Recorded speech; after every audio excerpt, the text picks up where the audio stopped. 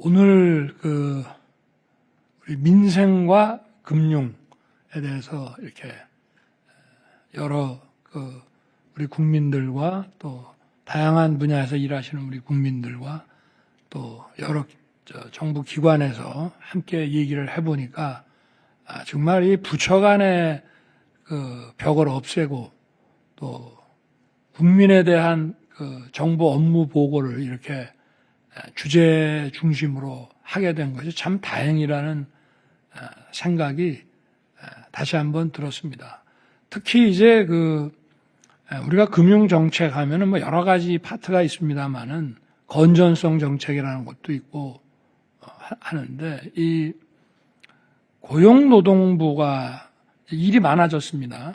이 고용과 금융을 연계한다는 것은 이거는 정말 매우 중요한 것입니다. 여러분 2008년에 소위 글로벌 금융위기라는 게 결국 미국의 주택담보대출 채권을 파생상품화한 서브프라임 모기지 때문에 생겼죠. 그거 왜 생겼는 줄 아십니까? 실직을 해가지고 주택담보대출 원리금을 상환하기가 어렵게 됐는데 그런 거를 파악을 못한 거예요. 그래서 대출금을 납부를 못하니까 직장을 잃어가지고 그 주변에 기업들이 어려워지고 하니까 해고를 하고 원리금 상환을 못하니까 집들이 다 비었어요. 다 떠나야 돼. 강제 집행당하고 이래가지고. 그런데도 불구하고 그런 주택담보 채권을 계속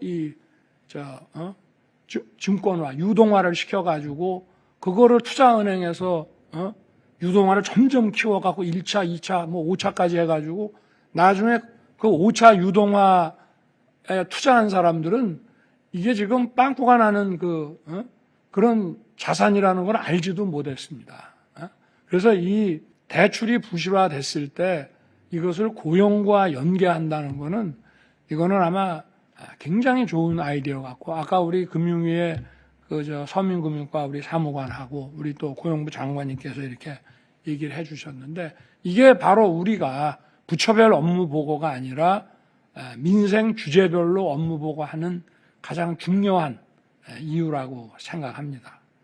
그리고 법무부 법무실장께서도 그런 벌써 작년에 그런 일이 있었습니다만은 물적 분할과 관련해서 주주들이 피해를 입었을 때 이런 주식 매수 청구 제도라든지 다양한 어떤 디펜더 할 수 있는 그런 법제들을 계속 좀 잘 발굴해 주기 바라겠습니다.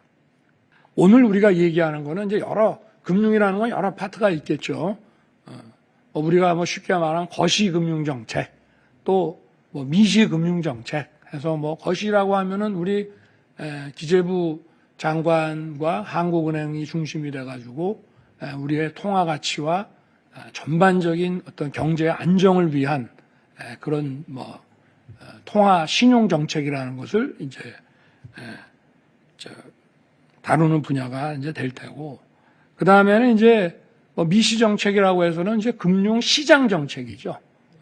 금융 시장이 공정하고 효율적으로 움직일 수 있도록 또 금융 시장에 참여하는 투자자도 있지만 기업들도 있습니다.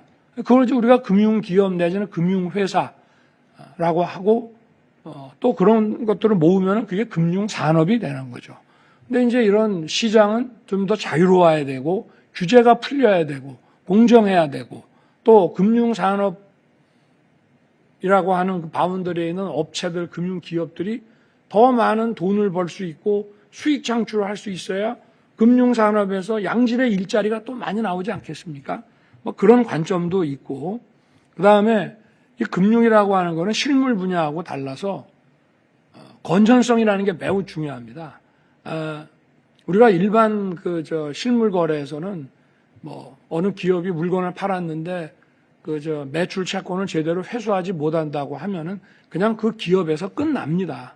그러나 금융은 이게 대출 채권이 제대로 회수가 되지 않고 그 관리가 안 되면은 그 소위 부실의 전파 속도라는 게 거의 빛의 속도로 움직이기 때문에 늘 이 건전성 관리를 사전적으로 해야 되는 겁니다.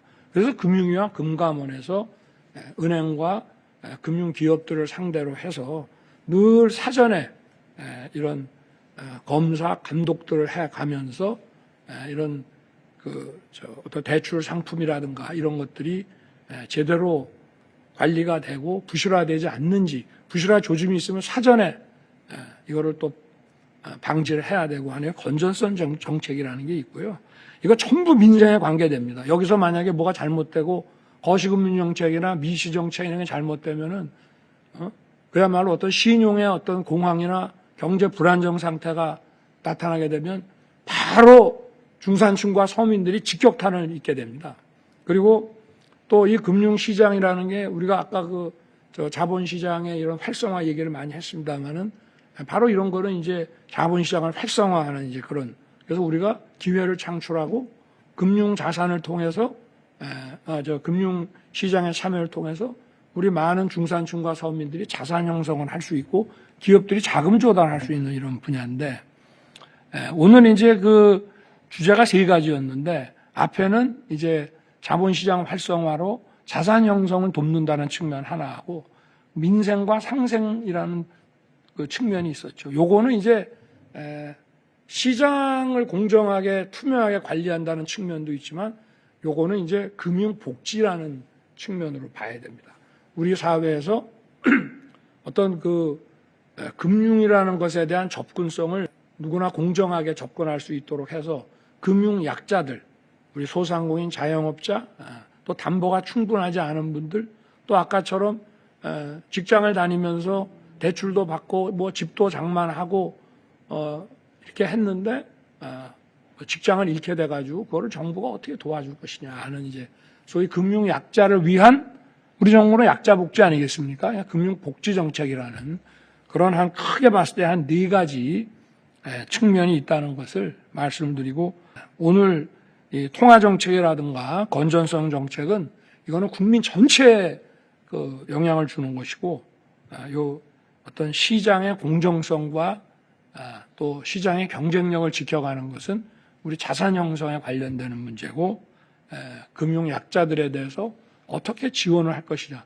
이거는 제대로 잘 지원을 해야 이 대규모의 또 이 금융 부실화를 막는 건전성 정책의 일환으로도 연결이 됩니다. 다 관련이 있습니다. 근데 제가 오늘 이 대출 갈아타기 이거는 뭐냐면 금융시장이 이제 독과점으로 돼 있다 보니까 정보가 투명하게 공개가 안 됩니다. 정보 접근이 어려워져요.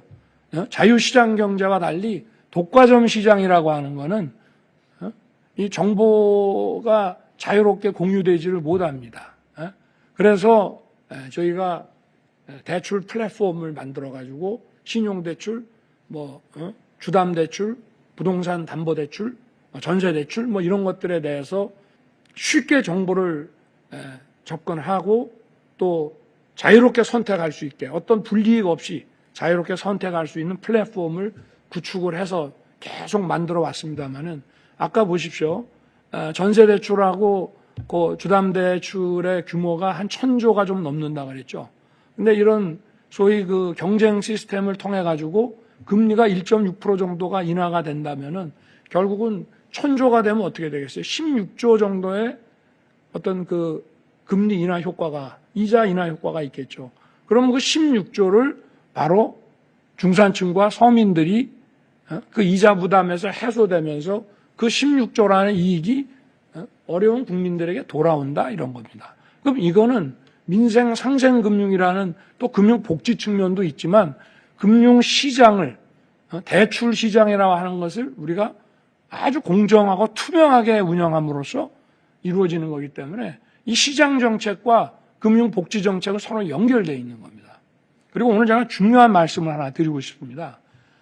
우리 지금 이 노동계라든지 또 우리 사회에서 어떤 특정 정치 세력들은 자본가와 노동자라는 어떤 양극의 계급 갈등을 가지고 우리 사회를 들여다보고 세상을 들여다보고 그렇기 때문에 우리 국민 통합이라든가 어떤 일관되고 합리적인 경제 정책을 국민들이 공감하면서 나가기가 어렵습니다. 그렇지만 바로 이 금융이라는 것이 국민을 통합하게 해준다 이 말입니다. 이미 아시겠죠? 제가 아까 우리 국민들의 1,400만이 주식에 투자한다 그랬죠. 자, 과거에는 기업인과 또 그 기업에서 일하는 노동자의 이해관계를 대립적으로 봤습니다. 갈등 관계야. 제로섬 관계. 여기서 먹으면 여기 이만큼 뺏기는 거다 이렇게 생각했죠.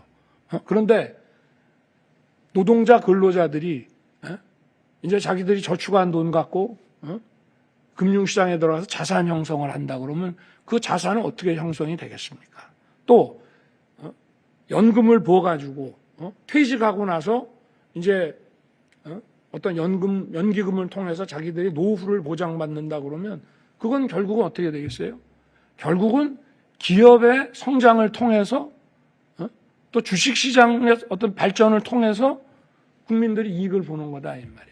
바로 이 금융투자라고 하는 분야가 자본가와 노동자, 기업과 근로자의 계급적 갈등을 완화시켜주고 국민을 하나로 만드는 겁니다. 기업이 잘 되면 노동자와 근로자도 잘 됩니다. 이게 제로섬이 아니에요. 거기서 어떤 특정 기업에서 수익을 얼마 창출했는데 이걸 가지고 뭐 재투자를 하거나 자본가 그 주주들에게 배당을 좀 덜하고 우리 월급을 많이 주라. 그런 경우에는 갈등이 생길 수 있겠지만 기업이 또 투자를 하고 또 배당 수익이 좋아야 연기금의 이익도 나면 결국 그 혜택을 또 노동자와 근로자들이 보는 겁니다. 미국 사회라는 것을 들여다보면은 이게 겉으로 볼 때는 이 자본가와 기업과 또 근로자, 노동자들의 이해관계가 첨예할 것 같지만 사회가 그렇게 극단으로 안 가고 이 스펙트럼의 범위가 그래도 어느 정도 합리적으로 이렇게 갈등이 잘 해소되면서 가는 이유는요. 바로 저는 이런 주식 투자와 이 연기금을 많은 국민들이 거기에 참여를 하기 때문에 결국은 이게 자본과 노동이라는 이 계급 갈등을 해결할 수 있는 분야가 바로 금융이다 이 말입니다. 오늘 그 자산 형성 그리고 우리 그 자산 형성은 개별적으로 하는 것도 있지만 연기금을 통해서 우리가 또 수혜를 입는 부분들이 있기 때문에 우리가 이런 부분에 대해서 어떤 깊은 이해와 통찰을 좀 가져준다면은 우리나라가 발전하는데 더 큰 기반이 되지 않겠나 그래 생각을 합니다. 이 프라이스북 레이시오에 대해서 어떤 공시와 투명화를 통해 갖고 저희들이 디스카운트를 더 좀 해소하고 올릴 수 있도록 노력을 많이 하겠다는 말씀을 드리고요. 그리고 금융시장이 잘 활성화돼 가지고 금융 투자를 통해서 자산 형성을 할 수 있게 잘 된다면은 바로 부동산 투자, 부동산의 과열화라는 걸 막을 수가 있어서 우리 국민들의 주거 안정에도 도움이 됩니다. 우리가 지난번에 두 번째 그 민생 토론회에서는 재개발, 재건축 규제 완화 그리고 국민들의 그 주택에 대한 선택권을 집합적인 재산권 행사를 보장해 주겠다고 이제 그런 보장하기 위한 차원에서의 토론을 했습니다만은 이 부동산과 금융이라는 거는 뭐 뗄래야 뗄 수가 없습니다. 또 우리가 어쨌든 금융시장에 참여를 해서 자산 형성하는 것이 보편화되어 있다면은 선진국은 그렇게 되어 있습니다. 부동산 우리가 왜 과거에 경제 성장하는 과정에서 정말 뭐 땅값이라든가 집값이 계속 올라갔느냐? 국민들이 바로 이 금융 투자를 통해서 자산 형성할 수 있는 그런 여건이 마련되어 있지 않았기 때문에 부동산 시장에 과열화된 것이 굉장히 크다고 저는 보고 있습니다. 그래서 이런 것이 이런 자산 형성의 이런 금융시장을 통해서 국민들이 원활하게 자산 형성을 할 수 있다면 우리 사회에 또 많은 부수적인 이런 부작용들을 또 풀어갈 수 있는 그런 방안이 된다고 저는 생각합니다. 오늘 하여튼 좋은 말씀들 많이 하셨고 제가 아까 금융정책이라는 거는 거시, 시장, 또 건전성 정책, 또 약자복지, 금융약자복지라는 뭐 여러 가지가 있다고 말씀을 드리고 서로 연결이 되어 있다고 말씀을 드렸는데 그래도 오늘 핵심은 민생과 금융입니다. 그래서 우리 국민들이 보편적으로 금융시장을 통해서 자산 형성을 할 수 있게 하기 위해서 우리가 코리아 디스카운트를 어떻게 세제라든지 거버넌스의 어떤 개혁을 통해서 극복할지 그런 문제 하나 하고요. 그리고 금융복지입니다. 금융 약자들에게 어떻게 공정하게 금융 서비스에 접근할 수 있게 정부가 도와줄 것인지 오늘 이 두 가지 주제에 대해서 여러분들 아주 좋은 말씀 감사하고 또 각 정부 기관들끼리 이렇게 협업을 해서 오로지 민생과 국민을 위해서 우리가 함께 고민한다면 해결하지 못할 문제가 없다고 또 다시 한번 확인하고 돌아가게 됐습니다. 감사합니다.